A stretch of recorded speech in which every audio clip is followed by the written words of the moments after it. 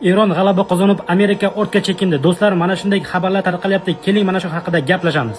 Do'stlar, Amerika, ya'ni Donald Trump Eronga ultimatum qo'ygan edi. 48 soat vaqt, agar Eron Ormuz bo'g'ozini bo'shatib hamma uchun ochmasa, biz Eronga elektrostansiyalarga shiddatli hujum uyushtiramiz deb baralla gapirib chiqqan edi Amerika, Donald Trump ya'ni. Va mana shu gaplarga qaramasdan Eron hech qanday o'zini pozitsiyasini o'zgartirmadi. Va oradan 48 soat o'tdi.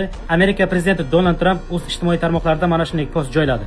Biz Eron bilan kelishib oldik va Eronga qarshi bizning hujumlarimiz 5 kunga kechiktirildi deb post joylagan.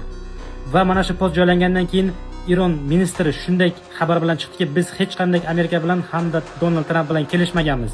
Bu Donald Trumpning qo'rqib orqaga chekinishi deya baholadi.